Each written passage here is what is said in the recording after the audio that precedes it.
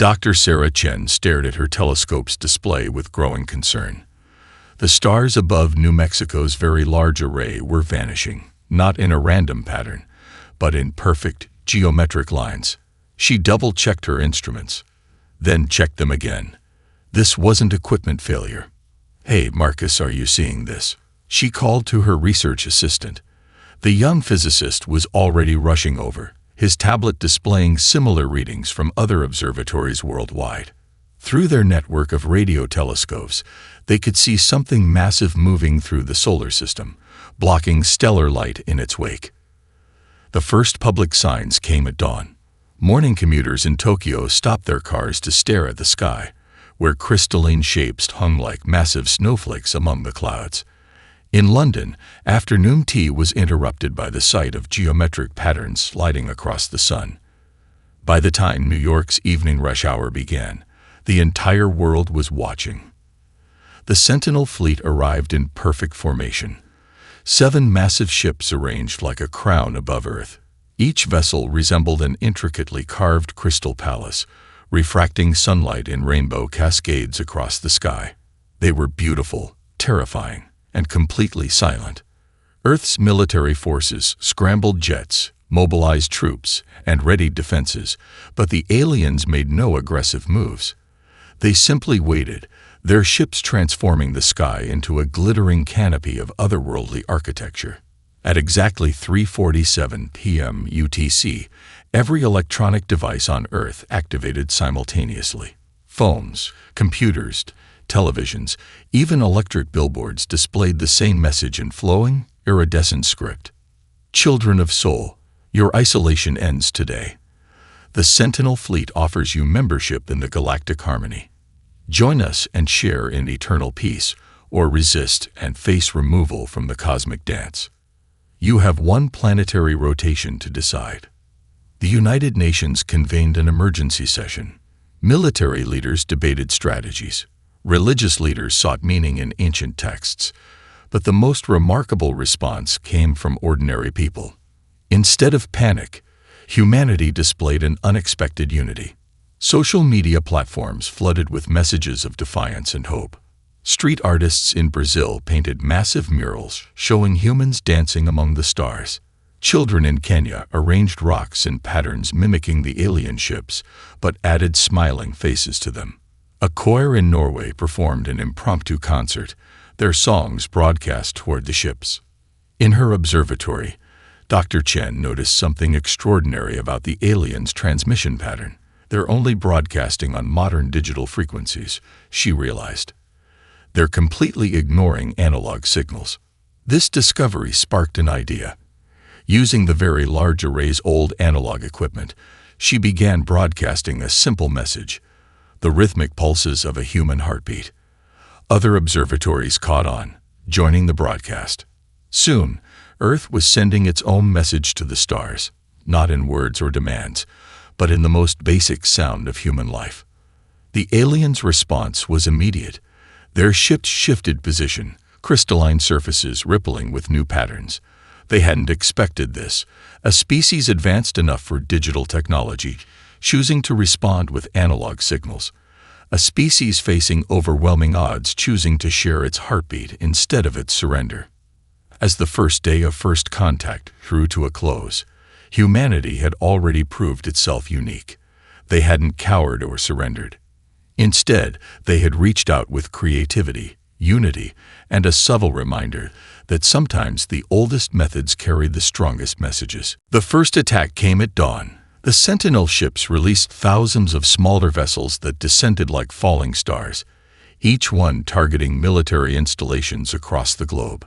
Their energy weapons carved precise patterns into the Earth, following strategic algorithms perfected across 1,000 conquered worlds. James Cooper, a retired Marine turned Kansas farmer, watched the light show from his porch.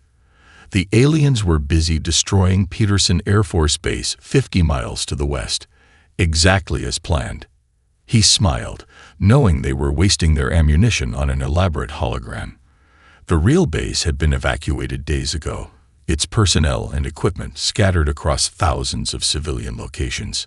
"Ready for some company, Martha?" He called to his wife, who was finishing her morning coffee. "Breakfast is on the stove," she replied calmly, as if they were expecting normal house guests rather than an alien patrol. The first Sentinel ground forces arrived in sleek, hovering vehicles that hummed across the wheat fields. Their scanners had detected a concentration of military-grade electronics in the area, deliberately leaked information that had drawn them to this particular farm. The alien warriors emerged like liquid mercury, their advanced armor flowing and shifting with each movement. They carried weapons that looked more like artwork than tools of war, each one capable of reducing a tank to atoms. Their sensors swept the area, expecting to find hidden bunkers or weapon caches. Instead, they found a seemingly empty farm. Their confusion lasted exactly 3 seconds before the trap sprang. Simple hydraulic systems, powered by the farm's irrigation network, launched nets weighted with ordinary steel chains. The aliens' energy shields, designed to stop plasma bolts and laser fire, didn't register such primitive projectiles as threats. The chains entangled their floating vehicles, while strategically placed mirrors reflected their own energy weapons back at them. "Welcome to Earth," Cooper announced over an old bullhorn as National Guard units emerged from grain silos and barn lofts. Lesson 1. Sometimes the old ways work best. Similar scenes played out across the globe. In the mountains of Switzerland, ski lifts became impromptu troop transports. Japanese fishermen used nets treated with simple copper wire to disrupt alien sensor systems. A group of Australian Aboriginal trackers led elite special forces through seemingly empty desert to outflank alien positions. The Sentinels' advanced combat algorithms struggled to adapt. They had expected a conventional resistance, missiles, energy weapons, and predictable military tactics. Instead, they faced an enemy that combined modern technology with ancient ingenuity. In her observatory, Dr. Chen monitored the aliens' communications with growing excitement. "They're getting frustrated," she reported to the hastily assembled Earth Defense Council. "Their battle computers can't predict our next moves because we're not fighting according to any pattern they recognize." The Council's screen showed similar reports from around the world. The aliens were winning battles but losing their strategic advantage. Their casualties were mounting, not from advanced weapons, but from simple traps and ambushes that their sophisticated systems overlooked. As the sun set on the first day of combat, the Sentinel fleet commanders faced an unprecedented situation. For the first time in their history of conquest, they were being outmaneuvered by what they had dismissed as primitive tactics. The question was no longer how quickly they would win, but whether their perfect record of victories was about to face its first serious challenge. The captured Sentinel ship lay in the heart of the Amazon rainforest, its crystalline surface reflecting the dense canopy above.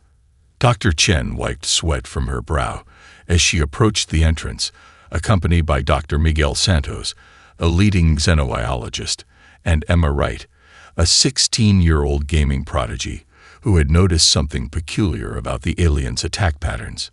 "It's like watching someone speedrun an old video game," Emma explained, showing Dr. Chen her tablet. "They always take the same optimal paths, use the same attack sequences, no improvisation." Inside the ship, they found their first big surprise. The Sentinel pilot wasn't the fearsome warrior they expected, but rather a frail, almost translucent being. Its large, intelligent eyes blinked at them from behind a protective field as Dr. Santos began attempting communication. "We mean you no harm," Dr. Santos said, displaying images of peaceful human interactions on a tablet.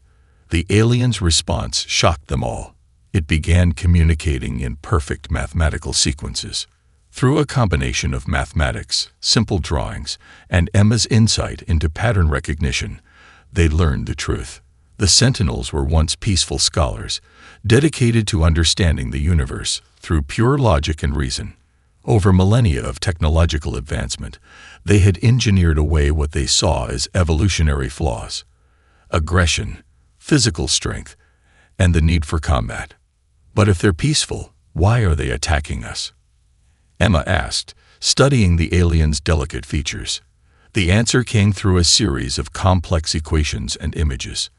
The Sentinels had encountered a truly hostile force at the edge of their galaxy.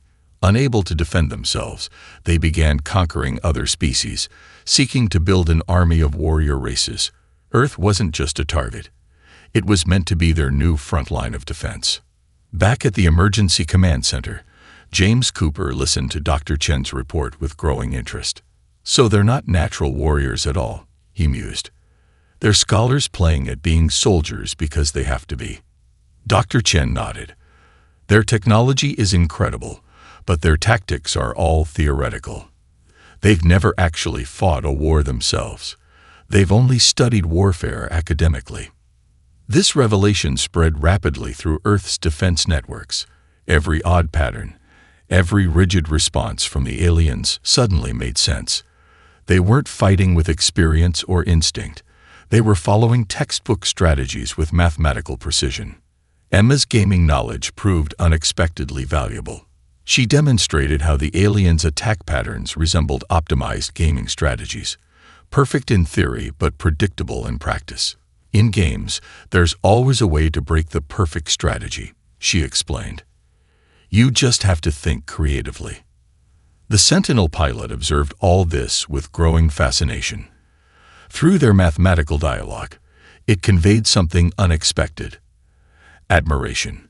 These humans, whom they had dismissed as primitive, were displaying adaptability and innovation that the Sentinels had sacrificed in their pursuit of perfection.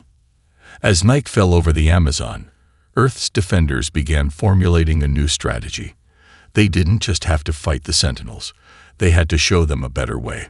The question was, could humanity prove that their primitive combination of instinct and intelligence was more valuable than technological perfection? In a repurposed high school computer lab in Seoul, retired programmer Mrs. Park squinted at her ancient laptop screen. Next to her, teenage coder Jin Ho excitedly pointed at lines of basic code scrolling past. The two had been working nonstop since Dr. Chen shared the captured Sentinels' data architecture. "See," Jin Ho exclaimed. "Their systems are too perfect, too clean. They've optimized everything so much that they can't handle anything messy or unexpected." Mrs. Park nodded, her fingers flying across the keyboard as she typed in commands that hadn't been used in decades. Like trying to run a quantum computer with vacuum tubes, she mused. Sometimes the old ways are too primitive to fail. Across the globe, similar unlikely partnerships formed. Veteran programmers who remembered toggle switches and punch cards worked alongside young hackers who grew up breaking games for fun. They discovered that the Sentinels' highly advanced systems had a critical weakness. They couldn't process inefficient, primitive code. Emma Wright, now working with Dr. Chen at the Amazon site, made another crucial discovery. "Look at this," she said, pointing to the captured ship's control interface. "They're running everything through predictive algorithms. Their computers aren't just running their weapons. They're telling them how to think." Dr. Chen leaned forward, suddenly understanding. They're so dependent on perfect, optimized code that they've forgotten how to handle exceptions. She immediately called the Seoul team. The plan came together in hours. Mrs. Park's team had created what they called digital chaos. Programs written in ancient computer languages, deliberately inefficient and unpredictable. When transmitted to the Sentinel ships, these programs would be like throwing sand into perfectly engineered gears. James Cooper, coordinating with military units near his Kansas farm, received the signal to begin. Around the world, every available transmitter, from military installations to ham radio sets, began broadcasting the specially crafted code. The effect was immediate and spectacular. Sentinel ships began moving erratically as their navigation systems tried to process commands that violated their fundamental programming assumptions. Energy weapons fired at random as targeting computers encountered loops they couldn't resolve. In orbit, the massive crystalline ships of the main fleet began to drift. Their perfect formation, maintained by synchronized quantum processors, dissolved into chaos as each vessel's computer tried to handle the flood of paradoxical instructions. "It's like they've never encountered a computer virus before," Jin Ho said wonderingly. watching the tactical displays. They've made their systems so perfect that they can't handle imperfection. The captured Sentinel, still communicating through mathematics, confirmed their theory. Its species had eliminated inefficient programming millennia ago. The concept of deliberately writing imperfect code was completely alien to them. As the Sentinel fleet's coordination crumbled, Dr. Chen received an unexpected message. Pure mathematical symbols expressing not anger, but curiosity. The Sentinels, for the first time in their history, had encountered a problem they couldn't solve with perfect logic. Watching Sentinel ships drift like leaves in the wind, Mrs. Park smiled and patted her old laptop. Sometimes, she told Jinho, the most powerful weapon is something so old that it's been forgotten. The question now was, how would the Sentinels respond to this reminder of the value of imperfection? Operation Rising Tide began at sunrise in Singapore. Maya Chen, a professional parkour athlete with no military experience, led a team of urban specialists toward the crystalline spire that served as the Sentinels' regional command center. Their weapons weren't guns or explosives, but something far more basic: mirrors. Remember, Maya whispered into her comm unit, their energy weapons follow perfect geometric patterns. All we have to do is change the geometry. Her team positioned lightweight, flexible mirrors at precise angles throughout the city's gleaming towers. In Kansas, James Cooper coordinated with Mrs. Park's digital team in Seoul. The plan was elegant in its simplicity. While the hackers kept the Sentinel systems confused with primitive code, ground teams would exploit their rigid tactical programming. Dr. Chen monitored the operation from the Amazon facility, where Emma Wright had made another breakthrough. Their tactical responses are like a chess computer, Emma explained. They can calculate millions of moves ahead, but only if we play by their rules. The first phase began with an apparent malfunction in Singapore's solar collection arrays. The Sentinels, detecting the energy fluctuation, responded exactly as predicted, dispatching repair drones in a perfect hexagonal pattern. They never suspected that the malfunction was deliberate. Maya's team activated their mirrors in sequence. The morning sun, reflected and amplified through the city's glass towers, created a cascade of light that followed paths no tactical computer could predict. Sentinel drones, trying to process the chaotic light patterns, flew into each other or shut down completely. Like trying to play chess with someone who keeps changing the board, Emma commented, watching the tactical displays.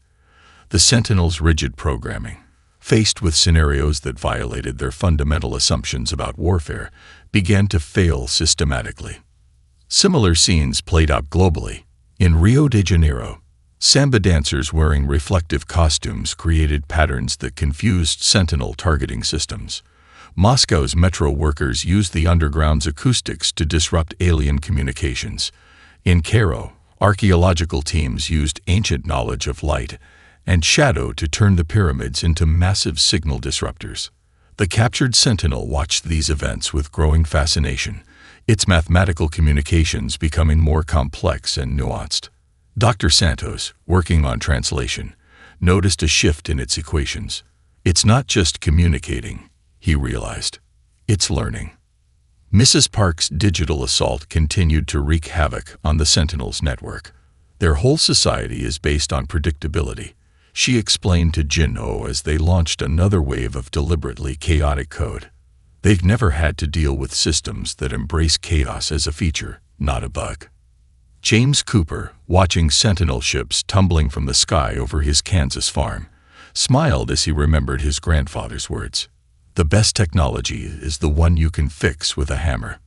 Humanity's primitive adaptability was proving more powerful than all the Sentinels' advanced technology. As the day progressed, Dr. Chen received more mathematical messages from the captured Sentinel. Each one showed increasing comprehension of something its species had forgotten: the power of imperfection, adaptation, and chaos. The question remained, could this understanding spread through the Sentinel fleet before their rigid programming forced them to escalate the conflict? Deep beneath London's streets, Susan Fletcher, a veteran underground driver, guided her modified train through the tunnels with practiced precision. The carriages behind her carried not passengers, but a mobile command center coordinating resistance efforts across Europe. The Sentinel sensors, still struggling with Mrs. Park's digital chaos, couldn't distinguish the train's energy signature from the countless other electromagnetic signals bouncing through the city's infrastructure. "Victoria Station, coming up dark," she reported, using the Resistance's coded language. Dark meant the station had been converted into a hydroponic farm, providing food for civilians hiding from Sentinel patrols. The old transit map had become a secret supply network, with each station serving a unique purpose in sustaining the resistance. Above ground, construction foreman David Chen, no relation to Dr. Chen, directed his crews in what appeared to be routine building maintenance.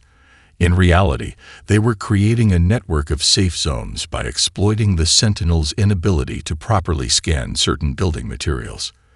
"They can see through walls," he explained to a group of refugees, "but they never learned to look for hollow spaces in load-bearing columns." In New York, retired architect Maria Rodriguez had transformed her firm's knowledge of the city's infrastructure into a tactical advantage. "Every city has 3 layers," she explained during a secure video conference with Dr. Chen. "The one you see, the one you know about, and the one you've forgotten. The Sentinels only look at the first 2. The forgotten layer. Ancient sewers, abandoned subway platforms, sealed basements, became humanity's secret highway. Maya Chen's Parker teams used these spaces to move supplies and evacuate civilians, while Mrs. Park's hackers set up relay stations in locations that appeared as blank spots on Sentinel scans." Emma Wright, now coordinating with resistance cells worldwide, discovered another weakness in Sentinel urban operations. "They're treating cities like game levels," she observed. "They always take the most efficient path between points A and B.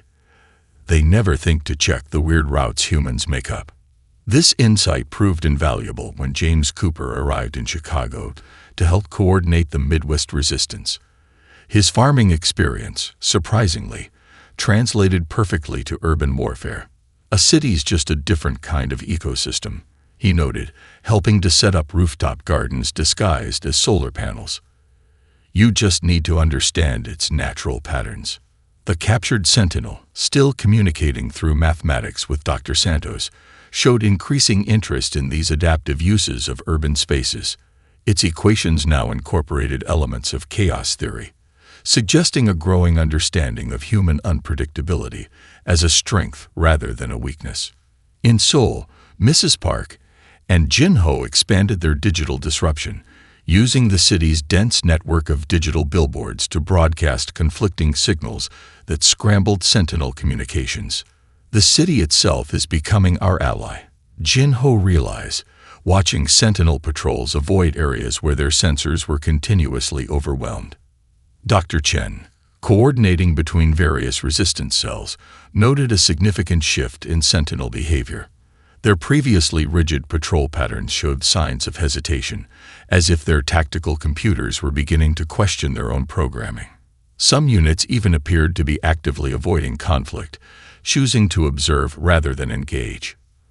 "They're learning," she reported to the Global Resistance Network. "But the question is, are they learning fast enough to stop what their main fleet is planning?" The answer would determine whether humanity's creative use of urban warfare would be enough to prevent the Sentinels from taking more drastic measures. Operation Earthsong began with a single note, a perfect A played by the London Symphony Orchestra from their underground shelter. Within seconds, orchestras around the world joined in, each adding their own harmonic frequencies to create a symphony that disrupted Sentinel sensor arrays in ways their computers couldn't process. Dr. Chen, watching from the global command center established in the Amazon facility, nodded to Emma Wright. "Ready to conduct our final movement?" she asked. The teenager, now a respected tactical advisor, pulled up a display showing resistance cells worldwide. "All sections in position," Emma confirmed. Mrs. Park's digital team is ready with the final code sequence. Maya's urban teams are in place. Even Mr. Cooper has his farmers positioned perfectly. In Seoul, Mrs. Park and Jin-ho prepared their masterpiece, a cascading series of programming routines that combined ancient basic commands with modern quantum algorithms. Like mixing classical music with jazz, Jin Ho explained to the veteran programmer. No one expects the improvisation. The Sentinel fleet, still struggling with humanity's unpredictable tactics, detected multiple energy signatures rising from Earth's surface. Their tactical computers attempted to analyze the pattern but found none. Because for the first time in the conflict, humanity wasn't trying to hide its movements. Maya Chen led her Parker teams across Singapore's rooftops in broad daylight, their mirrors reflecting sunlight in deliberately chaotic patterns. Susan Fletcher's underground network coordinated with Maria Rodriguez's architectural knowledge to turn entire city blocks into electromagnetic mazes. James Cooper, now coordinating with farming communities worldwide, triggered irrigation systems that created interference patterns in Sentinel ground-penetrating radar. Sometimes, he broadcast to resistance fighters. The best way to confuse someone is to show them everything at once.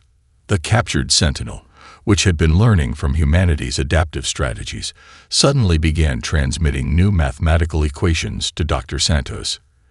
It's not just observing anymore, he realized. It's trying to teach its own people. Through the combined effects of music, light, code, and strategic chaos, humanity created something the Sentinels had never encountered. A battlefield where perfection became a weakness. Their ships, designed to respond to clear patterns, found themselves overwhelmed by a symphony of deliberate disorder. Mrs. Park's final code sequence, transmitted through everything from radio telescopes to home Wi-Fi routers, gave the Sentinel fleet an impossible choice: adapt to chaos or shut down completely. Their rigid programming, faced with violations of every tactical rule they knew, began to evolve out of necessity. Emma, watching the tactical displays, saw it first. They're changing their formation, she announced. Not into another perfect pattern. They're actually improvising. The transformation spread through the Sentinel fleet like a wave. Ships began moving in unpredictable patterns, their crystalline surfaces refracting light in ways that mimicked humanity's mirror tactics. They weren't just fighting anymore. They were learning, adapting, and discovering the strength that came from imperfection. Dr. Chen received a final transmission from the captured Sentinel, its mathematical equations now incorporating elements of music theory and human artistic expression. The message was clear. The Sentinels had found something more valuable than victory. They had rediscovered their own capacity for growth and change.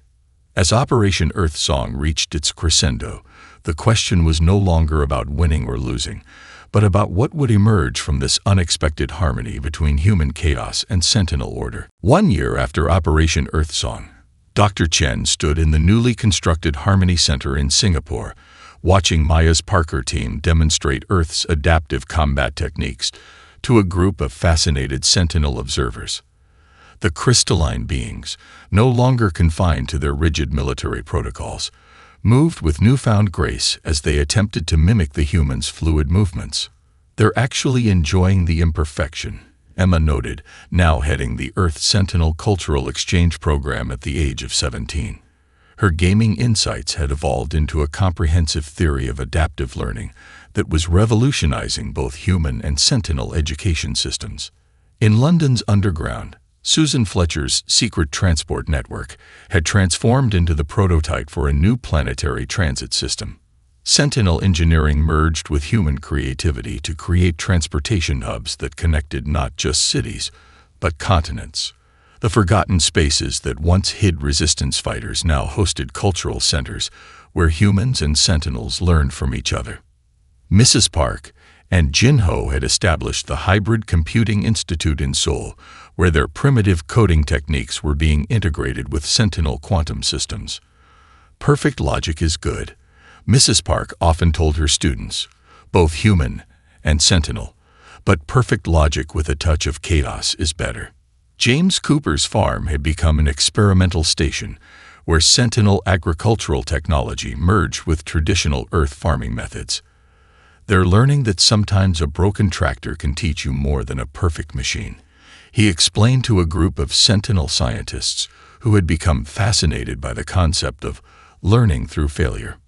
The captured Sentinel, now known as the First Bridge, worked alongside Dr. Santos in the Amazon facility, developing new mathematical languages that combined Sentinel precision with human intuition. Their work was already revolutionizing everything from space travel to environmental restoration. Maria Rodriguez and David Chen had taken their architectural expertise to the stars, helping design the first human Sentinel cooperative space stations. Their understanding of forgotten spaces and adaptive architecture had created habitats that could evolve alongside their inhabitants. Dr. Chen's observatory, once the site where she first spotted the vanishing stars, now served as Earth's primary contact point with other civilizations. The Sentinel fleet's arrival had opened the door to the galaxy, but humanity's response had changed the nature of first contact protocols throughout known space. "We thought we were recruiting warriors," the Sentinel High Council admitted during the first official Earth-Sentinel summit. "Instead, we found teachers." The summit took place in a hall designed by Rodriguez, its architecture combining Sentinel crystalline precision with human artistic flourishes. As Dr. Chen presented humanity's proposal for future cooperation, she noticed something remarkable. The Sentinels were no longer maintaining their perfect geometric formations. They had learned to appreciate the beauty of asymmetry. Emma, watching the proceedings alongside Jinho and Maya, smiled as she saw a young Sentinel attempting to learn Parker moves in the corner. "Maybe that's what evolution really means," she mused. "Not becoming perfect, but learning to dance with imperfection." As Earth prepared to take its first official steps into the galactic community, the lesson of the Sentinel War became clear. Strength lies not in perfection or chaos alone, but in the wisdom to know when to use each. Humanity had not just defended their world, they had shown the galaxy a new way to grow, adapt, and thrive among the stars.